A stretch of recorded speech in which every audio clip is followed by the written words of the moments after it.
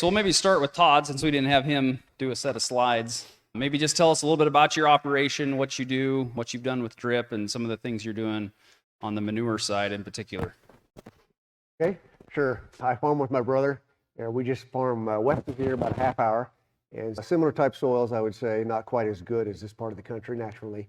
But for those of you familiar with this topography here, we do have rolling hills over there. So I have myself about 127 acres that are irrigated. The system that we've set up is also in conjunction with my brother-in-law. He has another 80 that's all under the same irrigation system. Unfortunately, like Miles and these guys in Nebraska, we don't have deep wells here. So our water source has to come from surface water. So we build a pond to pull water from that. I'm on our 5th year of irrigating. I've had corn and beans irrigated all of those 5 years, just trying to learn and trying to understand what the differences are and how you manage those crops differently with irrigation.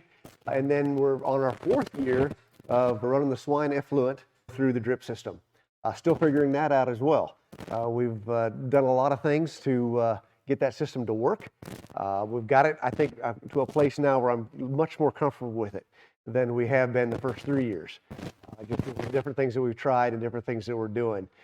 So the swine operation, the swine unit that I have, we've got about 3,500 head of swine, so not a real big operation today's standards, but we can go more in details that if you want to, what all it's done for us, but it provides a lot of advantage to run the manure through that system versus the traditional way of manure management that you might get experience.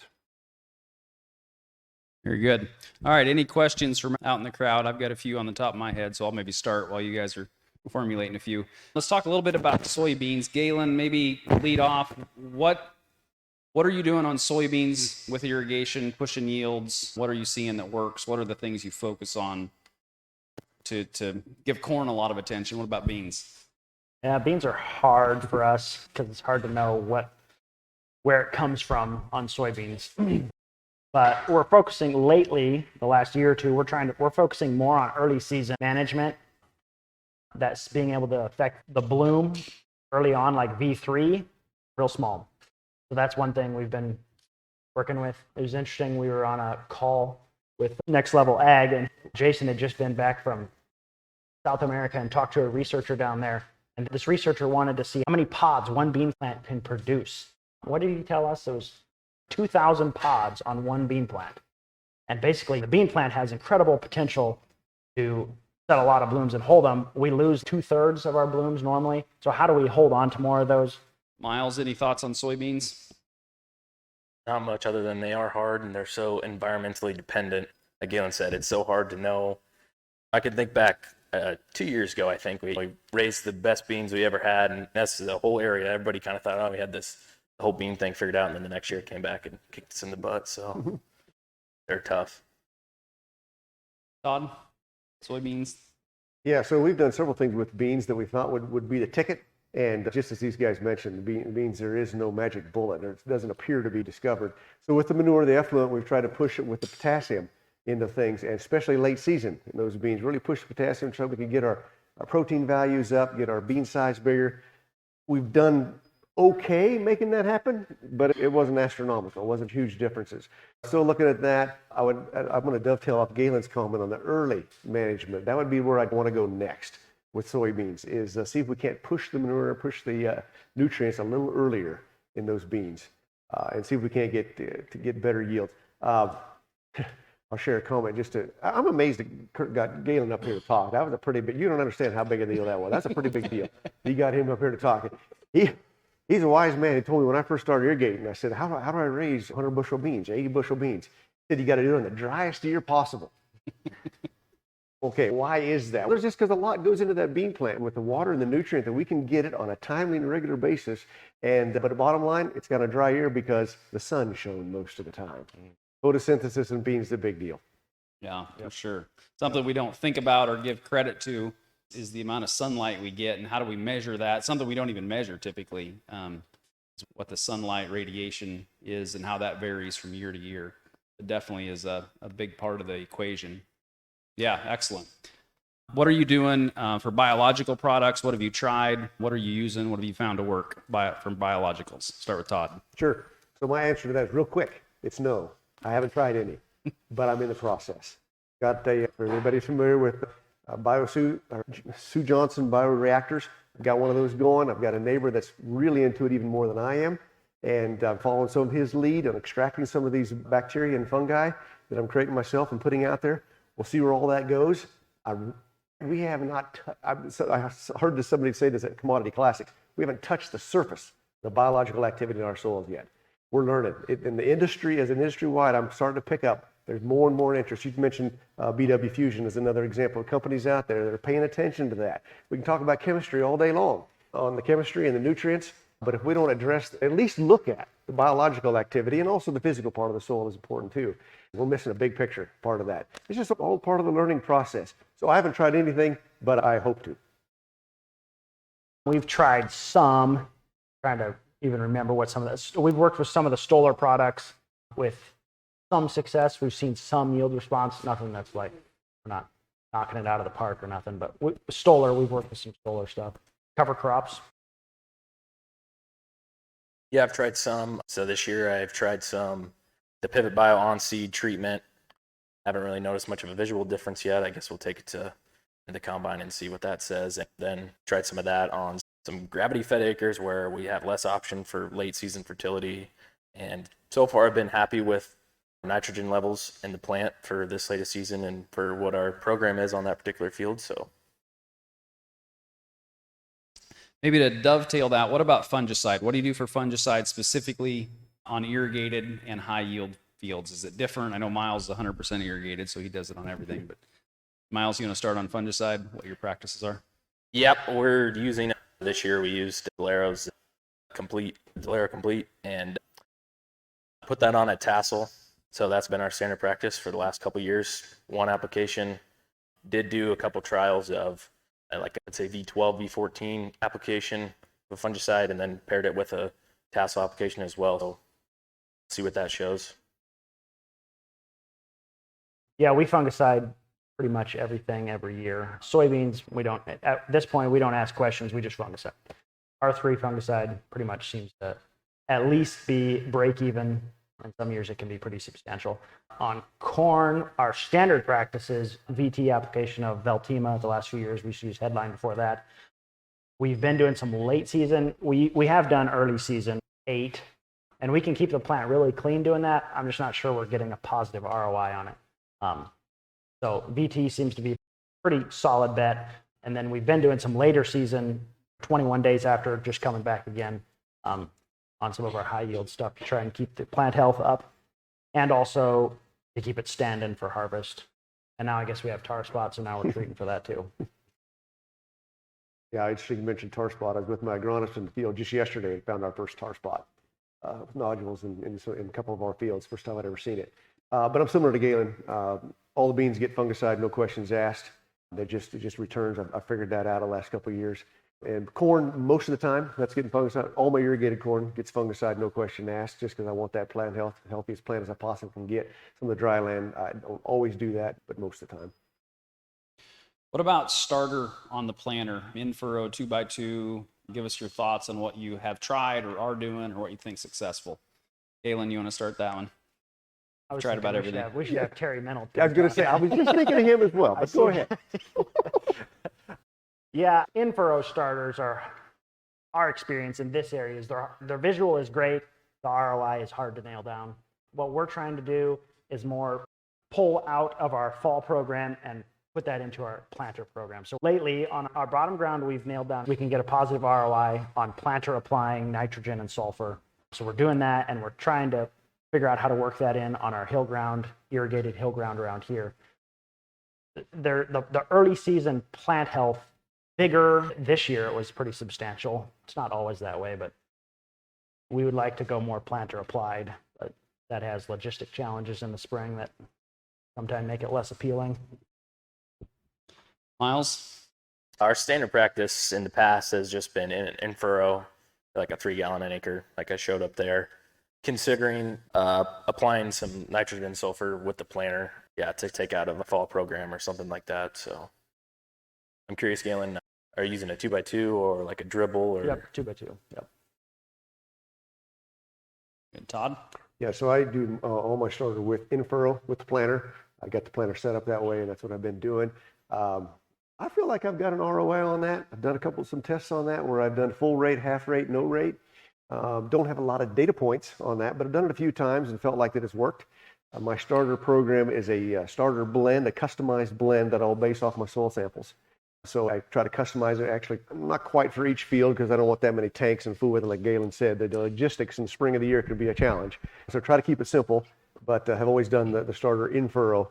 Do have furrow jet on the planter, so may do some differences between right on the seed or else just 3/4 away from the seed through the furrow jet.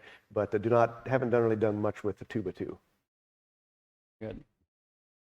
The in-furrow, that a lot of that, those tests that I've seen around here were done 15 years ago when we were at 200 bushel yield goals. There certainly is, I think, a component when we're starting to shoot for 300, you got to get started right. Otherwise, you might not have an opportunity. The in-furrow might be a good option. Maybe that'd be a good next question for all of you. Think about when the stair steps from 200 to 250, 250 to 300 miles, 300 to 350. Maybe some keys for each of those steps. Like a lot of growers, dry land, or maybe in that 180 to 200, I would say is pretty common. But then what does it take to do those next steps? Todd? Well, Yeah, I think it comes down to really one word. That's management. If you're going to get up there, and I'm saying it because I've not raised 300 bushel corn yet myself, right? And this year's a good example. Right? I didn't really watch it as close as I should have. But that idea of management, they talked about the agronomy 365 of doing the tissue sample with the soil sample in conjunction, looking at those ratios. So management equals time.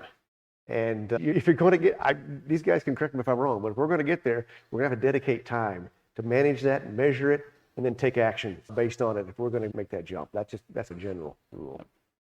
Yeah, I would agree with that 100%. It's super hard to actually implement this stuff when you get down into the in season when you're trying to wrap up planting, you're spraying, and you got 10 other things going on, and it's super hard to implement. We usually have 100 ideas, and we try to narrow down, okay, which of these are actually like logical, we should actually focus on, and then try and narrow that down to about 4 or 5 different things that we're going to try and implement, whether that's testing or tissue testing or whatever it is.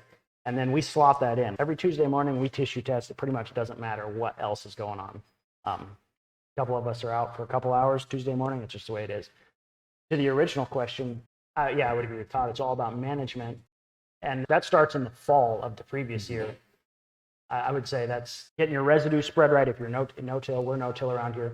We've seen that huge this year. Uneven residue has affected our corn stands substantially.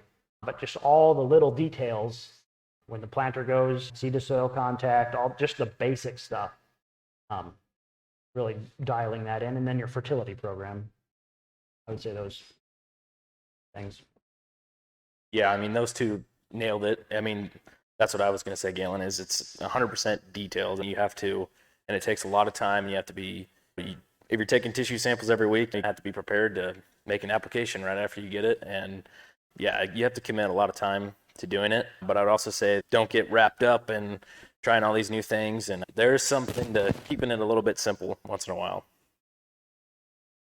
And that's a good comment, Miles. Appreciate that, because one of the things we're trying to do here is we're trying to sort through all the new stuff. And we're getting approached by, I think I get approached by 2 or 3 biological companies a week right now. And which ones work? I have no idea what works, right? It's so difficult to sort through all that. So I hope that we can use our farm and that group of growers we're working with, sort through some of that and bring things that we see, hey, this really does work and this really does provide a return on investment. So the question is, how do you overcome those early season no-till challenges in your management practices and residue, stand establishment, etc.? I would say, yeah, seed bed prep. Mm-hmm.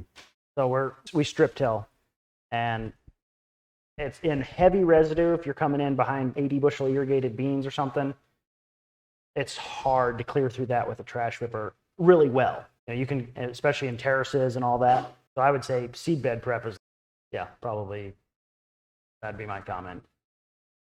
Somehow get some black soil that you can hit with the planter, something that's consistent.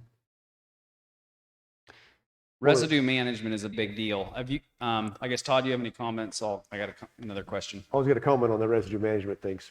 So on my irrigated, I've tried some corn on corn. You corn on corn at 250 bushel corn, you've got a lot of residue there. You got to do it. That's been a huge challenge. I was determined to do it with no-till. That was my goal, is to be able to do that no-till. I think I'm going to give up on that idea because it's just not going to work. They're going to have to till it. Yeah, there's some companies out there that claim they got these biological things that'll just, that residue just disappear for you. You find one of them, let me know that actually works. So residue management is critically important. As Galen said, that black strip, getting that soil warms up. So one of the things I have tried to do to counteract that is my irrigated corn is the last corn I plant. Just because I've tried to give it as long as I can, the soil warm up as long as I possibly can. Beans, on the other hand, I'm pushing those though. We're planting those earlier. But that's maybe helped overcome that, but it's not the answer entirely. Miles, any comments on residue management? Yeah, you can only do so much with making sure your planter's set up, and that's pretty obvious, but that's a big thing, and you touched on it, but there is some biologicals out there, whether they work or not, I don't know. I don't have any experience, but like BW Fusion is a company that you hear a lot about, and they have that meltdown product, something that I'll probably look into this fall and see if that has any success, but yeah, it can be tough. I'd reiterate what Todd said about warm soils. That's huge, especially in heavy residue. And part of our emergence testing, we know the earlier we plant in colder soils, the wider that emergence window gets. If we want them up fast, it's got to be, soil temperature's got to be over 60 degrees, 55, 60. Otherwise, it's a slow process. Question is, have you experimented with extremes of early and late planted to see what effect that has? Not totally, because I'm convinced that the warmer soil is better. So I haven't tried the early side of it. But I would say I'm fairly disciplined about, I'm just not going. And so we've ended up with May 20th planted corn, irrigated corn, which is pretty late around here. And we had a good year that made 240 something. Could have it made more if we got it May 1st, probably. But we didn't get the opportunity to get in. So I'm comfortable going to May 15th around here without a yield. Too much of a yield hit. But I haven't tried the earlier side. I don't know. There's people around that plant irrigated corn early, and it's their first stuff they plant, and I hear decent yields coming off of it. I don't know. Miles, Todd, any thought on planting dates or other thoughts? In my experience, in my personal area, it's usually, as long as, if you have enough heat to get that seed up and going right away, our earlier planted stuff will usually out-yield the later planted stuff, but don't have any specific trials with any actual data to prove that, but just my thoughts. Yeah, I don't have any data either. What gets us in trouble, or at least in our area here, is when it pollinates. So the theory always was, but plant a little earlier so we can get it up, get it to pollination before the heat hits. It depends on the year. If you can plant in May, or middle of May, and as long as it's not super, super hot when it's trying to pollinate, you'll probably be fine. On the other hand, you plant it regardless, even in the middle of April, and it's 100 degrees and the wind's blowing to beat all out of the south. When it's trying to pollinate, we're going to be in trouble regardless of how much water we can put to it. There's your typical, I'll blame that on the agronomist. It depends. Asking Miles showed the groceries he's put out. What's your yield goal, you think? Based on the kernel counts that I've done by hand, somewhere between 320 and 380, depending on how many kernels it takes to make a bushel. So, Galen, Todd, what's your crops looking like this year? Irrigated. Pretty good. I don't think our irrigated will be best ever. We have too much variability from plant to plant, in my opinion, but it's going to be solid, I think. I'm a little bit disappointed with what our potential yields looking like in our corn, and has nothing to do with the irrigation, it's simply the management factor. I don't think I did a good job, but I don't think I'm going to have quite what I've expected in the past. The corn, anyway, beans look real good. And we got good potential. That's hard to tell the yield on beans. I'm just going by the number of pods that are out there. They look pretty good. We have good pod sets on our beans. Probably from all the dicamba on our English beans 2 months ago. I would be in the same boat. Nice and bushy. Let's give these guys a round of applause. Thanks for joining us here.